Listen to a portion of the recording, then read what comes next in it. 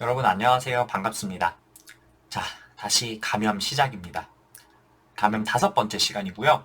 오늘은 감염 첫 단원인 감염성 질환에 관한 기본 고찰 이 단원을 보도록 하겠습니다.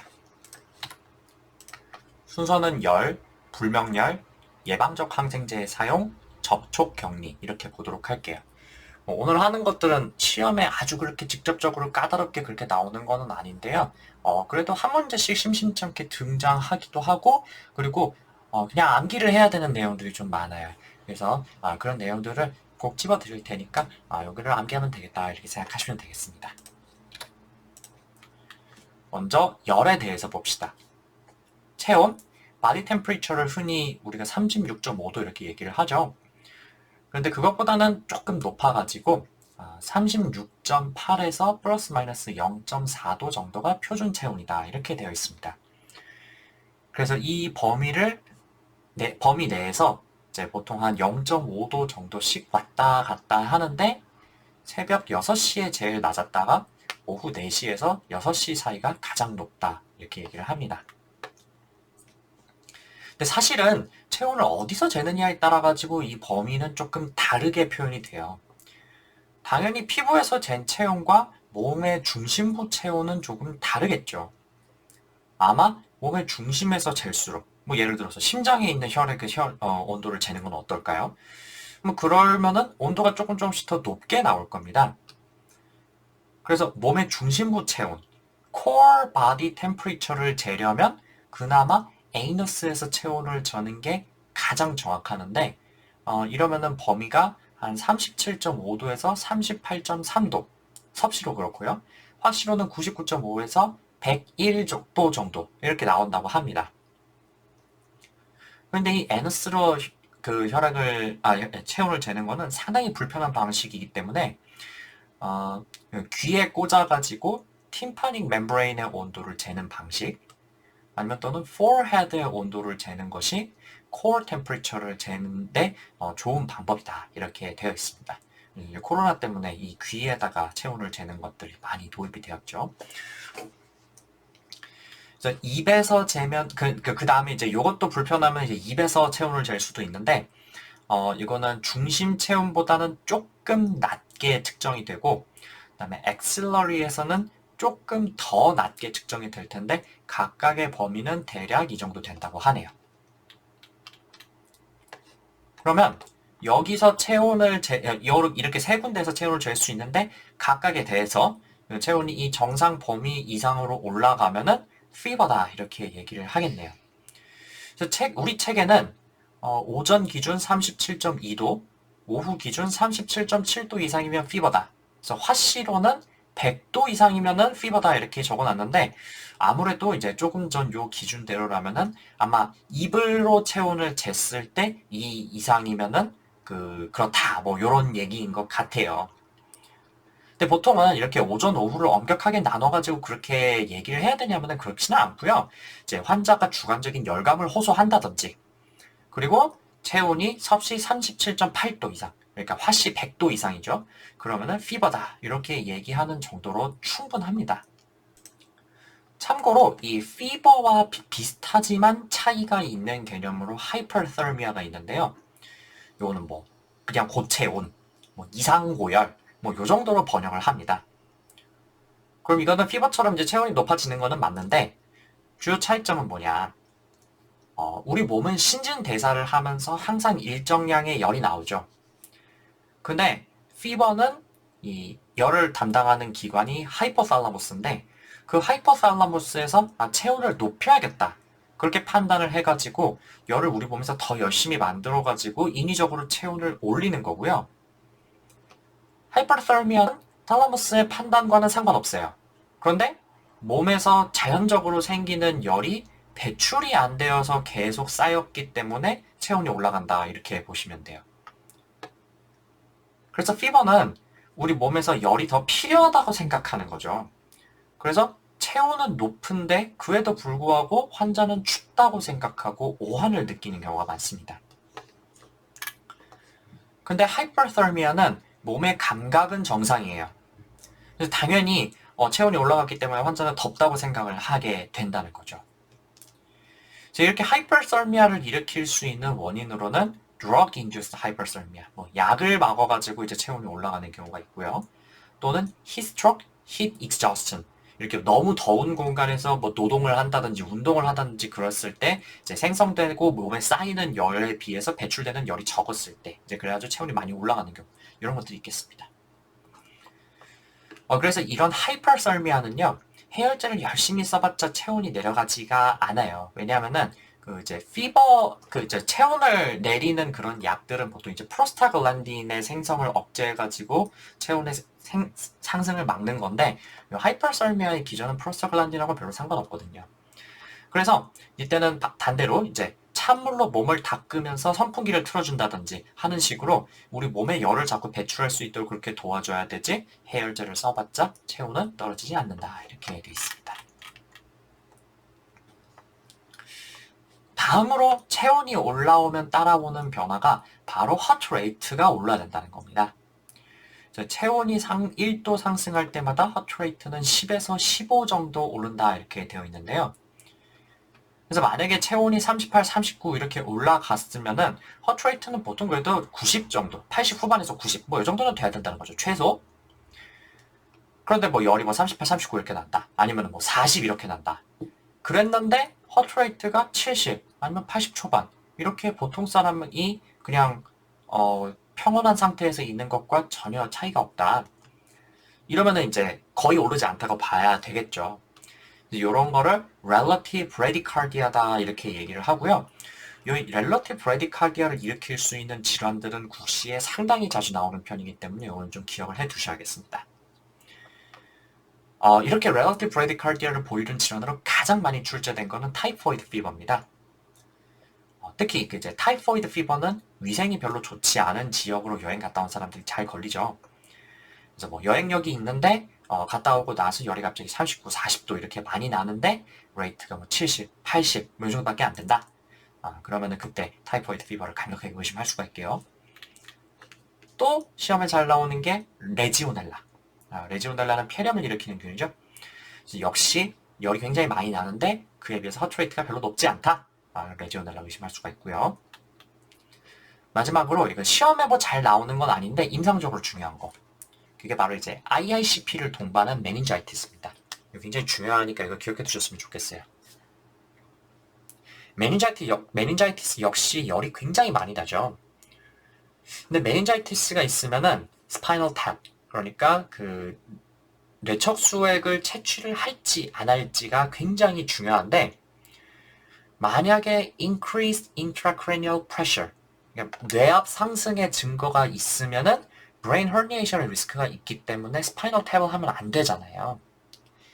근데 바로 이 브래디카르디아가 relative bradycardia죠. relative bradycardia가 이 IRCP의 증거 중 하나입니다. 이제 IRCP의 특징적인 소견으로 쿠싱스 트라이어드라는 게 있어요. 이제 혈압 상승, 허트레이트 감소, respiratory rate 감소 이게 세 가지거든요. 그래서 메닌자이티스 때 열이 나면은 원래 허트레이트가 많이 올라가야 돼요. 근데 IRCP가 동반되면은 레이트가 떨어진다. 별로 높지 않다. 이렇게 된다는 거죠. 그럼 이럴 때는 탭을 하면 안 되겠죠. 이게 임상적으로 중요하기 때문에 이거는 좀 기억해 두셨으면 좋겠습니다. 사실 시험에 나온 거는 저는 본 적은 없는 것 같아요. 자, 그 다음으로 감염이 원인이 아닌 경우에는 레이트가 열 때문에 올라가는 것보다 그 이상으로 너무 많이 올라갈 수가 있다. 이렇게 되어 있는데, 그냥 그렇구나 하시면 되겠습니다.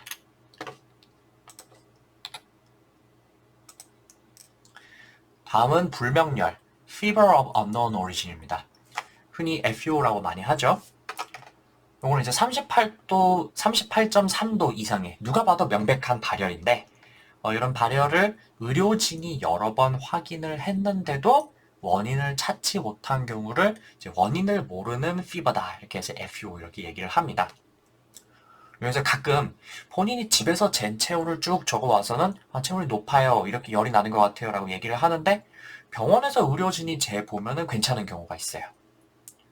그래서 이거는 애초에 발열이 있다고 보기가 좀 어렵겠죠. 그래서 이런 거 말고 의료진이 3주 이상 체온을 꾸준하게 재는데도 원인을 찾지 못하고 면역 저하 상태도 딱히 아닐 때 이런 거를 이제 불명열이다 이렇게 얘기를 하고요. 원인은 여러 가지가 있는데 TB처럼 특별한 방법을 써야 확인할 수 있는 감염증이 있다든지 아니면 abscess나 infective endocarditis, 서버큐트겠죠. 서버큐트 infective endocarditis가 있는데 이제 그거를 아직 찾지 못했다든지 피버 포커스를 아직 못 찾은 거죠.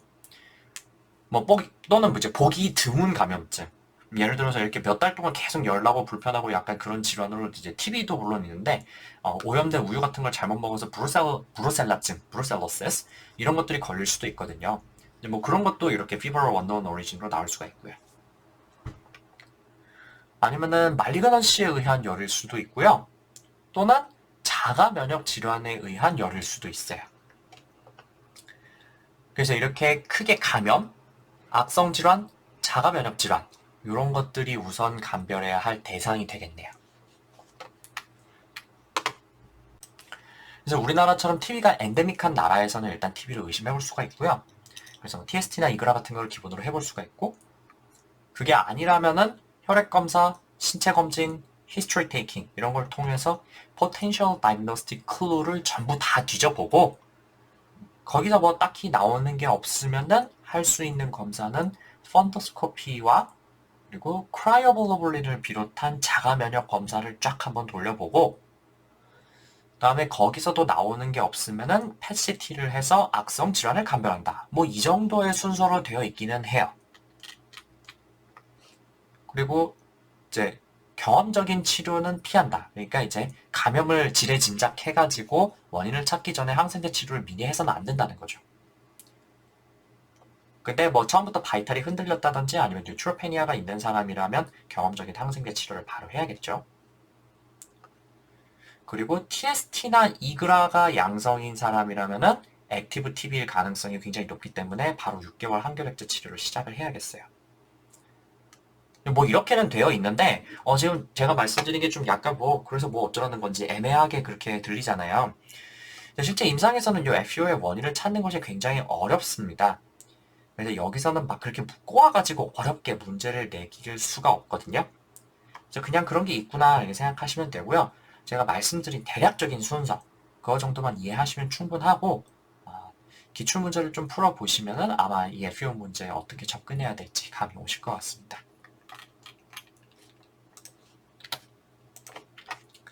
자, 그 다음은 예방적 항생제입니다. 원래는 요거 전에 그 항생제 소단원이 있죠. 근데 그거는 제가 책에 나오는 내용보다 훨씬 더 자세하게 이전 강의들에서 커버를 했으니까 넘어가도록 하고요. 지금 여기서 볼 것은 감염이 된 것은 아닌데 감염된 환자와 접촉해서 균이 올라왔을 가능성이 있던지 아니면은 뭐 그 외에 다른 경로를 통해서 내 몸에 병원균이 들어올 가능성이 있을 때 미리 항생제 같은 거를 치료를 어떻게 하면 좋을지에 대한 내용이 되겠습니다. 그래서 그 중에 가장 시험에 잘 나오는 거는 요 말라리아 예방약이죠. 요거는 이제 물론 여행을 많이 가기도 하는데 잘못 줬다가 사망사고 같은 게 난 적이 있어가지고 좀 국시에 자주 출제되는 것 같아요. 근데 말라리아 예방약 말씀드리기 전에 우선 중요한 거는요. 큰 도시 아니면은 주요 휴양지 이런 데 갈 때는 말라리아 약을 굳이 먹을 필요가 없다는 겁니다. 그래서 아마 이게 푸켓이었나? 관광을 가는데 말라리아 약을 뭘 줘야 될까 이렇게 문제가 나왔었는데 답이 필요 없음이었던 적이 있습니다. 이제 좀 논란이 됐죠. 거기가 주요 관광지인 것까지 알아야 되냐 이런 내용이었어요. 그래서 뭐 아마 다시 그런 문제가 또 나올 것 같지는 않은데 여튼 도시나 주요 휴양지에서는 필요 없다 이런 거. 그래서 보통은 요즘에는 문제를 봉사활동을 간다 이런 식으로 문제를 줍니다. 그래서 이렇게 이때 말라리아 예방약으로 줄 수 있는 거는 클로로퀸과 메플로퀸을 줄 수도 있는데 사실상 아주 일부의 지역을 제외하고는 거의 대부분 말라리아 예방약을 먹어야 되는 곳들은 클로스트리디움 비박스 그러니까 이제 3일날 말라리아가 아니라 클로스트리디움 falciparum 그러니까 열대열 말라리아에 대해서 예방약을 주는 거예요. 근데 이 플라스모디움 제가 아까 클로스트리움이라고 그랬네요. 플라스모디움 falciparum 요거는 이 열대열 말라리아는요, 클로로퀸의 감수성이 없어요. 없어요. 그래서 이게 요거는 걸리면 이제 죽을 수도 있는데 클로로퀸의 감수성이 있기 때문에 사실상 클로로퀸 가지고 열대열 말라리아에 대해서 예방약을 주지는 않습니다. 그래서 기본적인 말라리아 예방약은 메플로퀸인데요. 그래서 예방약은 메플로퀸으로 주고, 그래서 클로로퀸 리지스턴트, 사실상 거의 대부분이죠. 그래서 이제 메플로퀸을 주고, 이제 임산부에게도 메플로퀸을 줄 수가 있기 때문에 기본적인 치료약은 메플로퀸이 된다. 예방약은 메플로퀸이 된다. 참고로 3일날 말라리아를 예방약으로 줄 때, 3일날 말라리아에 대해서는 예방약으로 클로로퀸을 주는 게 아니고 그때는 프리마퀸을 줍니다. 프리마퀸은 그러면 어떤 사람 언제 줬냐? 그건 제가 말라리아를 할 때 자세하게 다시 말씀드리도록 할게요. 어쨌든 일부 열대열 말라리아에는 이 메플로퀸에도 저항성이 있는 경우가 있어요.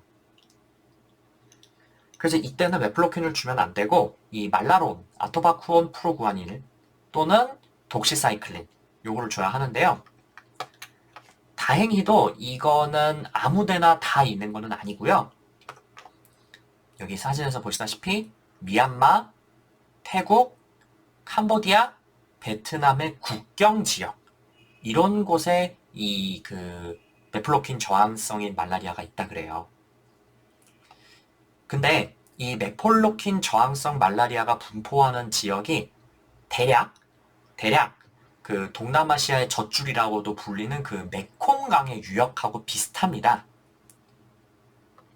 이렇게 태국, 캄보디아, 미얀마, 베트남 국경 지역이라고 주든지 아니면은 메콩강 유역으로 간다고 주든지 그런 식으로 그 지역을 콕 집어주면요. 그때는 말라론이나 아니면은 독시사이클린을 줘야 된다. 이거를 꼭 기억해 두시면 좋겠습니다.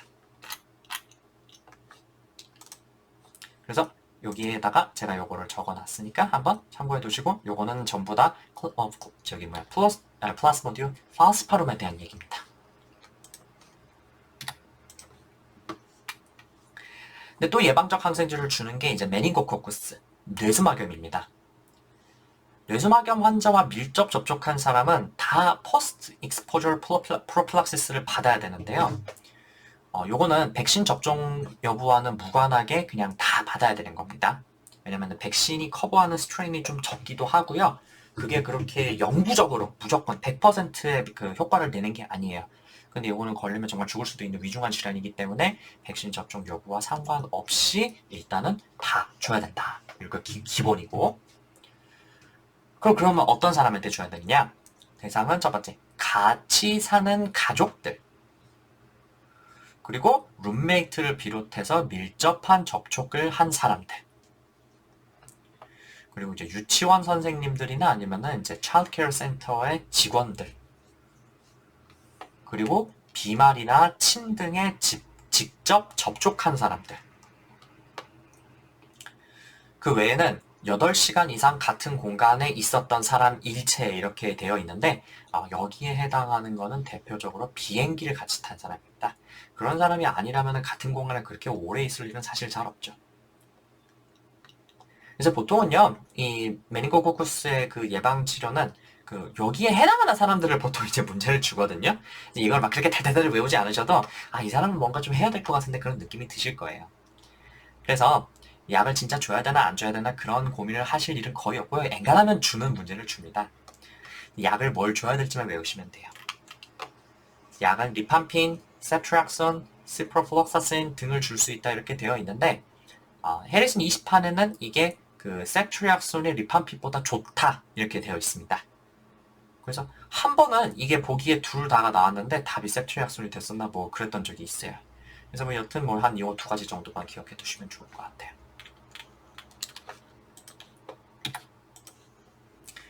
다음은 헤모필러스 인플루엔자. 이거는 가족 내에서 걸린 사람이 한 명이라도 있으면은 나머지 사람들한테 다 주는 건데요. 그렇다고 해서 아무 때나 다 이걸 할 필요는 없고 가족 내에 4세 미만 소아가 있을 경우에면 접촉자들에게 주면 된다. 이렇게 되어 있어요. 그래서 이 접촉자들에게는 리팜핀을 준다. 이렇게 되어 있고요. 마지막은 100일의 purchases. purchases 예방은 에리스로마이신은 아니면 아지스로마이신으로 하고요. 이 신생아에게는 에리스로마이신 주면 안 되거든요. 그래서 둘 다 괜찮지만 신생아에게는 아지스로마이신만 줘야 된다. 이렇게 되어 있고요. 뭐 이것도 역시 가족 중에 누가 걸렸다든지 하면은 예방적 항생제를 주는 거고요. 이때도 백시네이션을 받았는지와는 상관없이 약을 다 줍니다. 시간이 지나서 면역력도 떨어질 수도 있고 백신 접종 받은 사람도 100일에 걸릴 수 있기 때문에 준다. 이렇게 되면 되겠어요. 그리고 당연한 얘기지만 T뎁을 접종받은 지 10년이 넘었다든지 하면은 T뎁 접종도 해야겠네요.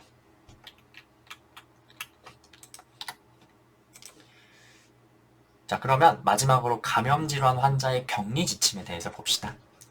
이것도 심심찮게 나오니까 좀 기억을 해두세요. 우선 공기로 전파되는 감염은 대표적으로 TB, 그 다음에 수두, 홍역이 있습니다. 거기 뭐 SARS도 있다 이렇게 돼 있어요. 그래서 이런 거 걸린 환자는 음압병실에 격리를 해야 되고요. 반드시 음압병실에서 헤파 필터를 써서 공기를 정화를 해야겠죠. 그리고 접촉하는 사람은 N95 마스크를 써야 합니다. 그 다음에 비말로 전파되는 감염은 메닝고코크스, 히브, 그 다음에 마이코플라즈마 뉴모니에 이런 호흡기 감염 박테리아들이 대표적이고요. 그래서 이런 것들은 같은 공기에서 숨만 쉰다고 걸리는 건 아니고 반드시 비말이 날아오는 걸 흡입해야 된다. 그래서 이런 그 침방울이죠. 그런 거를 차단할 수 있는 surgical mask 또는 dental mask를 사용하면 충분히 막을 수가 있겠습니다. 마지막으로 접촉성 감염은 이제 MRSA나 VRE 같은 거, 또 이제 C. difficile 이것도 있고, 스케이비스, 옴 이것도 있네요. 이제 바이러스 중에서는 RSV가 있다고 합니다. 그래서 이런 거는 특히 의료인의 손을 통해서 옮아가는 경우가 대표적이기 때문에 그 환자와 접촉을 할 때마다 손을 깨끗하게 소독하는 게 제일 중요하고요. 그다음에 뭐 어디 접촉면 같은 거 그런 데를 알코올 같은 걸로 잘 닦아주는 게 깨끗하게 이제 닦아주는 게 중요하겠네요. 또 그리고 이 C. difficile는 이제 또 특이한 게 그 포자를 형성하잖아요. 스포어. 그래서 알코올로 소독하는 거 가지고는 그 스포어를 충분히 죽일 수가 없죠. 그래서 반드시 손에 비누칠을 해가지고 스포어를 깨끗이 씻어내야 된다는 거. 그걸 기억하시면 좋겠습니다. 자, 그럼 오늘 이 정도 하고 마치겠습니다. 오늘 뭐 어려운 건 아니고요. 그 중간에 시험에 잘 나온다고 말씀드렸던 게 몇 개 있었죠. 그것만 잘 외워두시면 되겠습니다. 오늘도 공부하느라 정말 수고 많으셨습니다. 복습하시고 문제 풀어보세요. 그럼 다음 시간에 뵙겠습니다.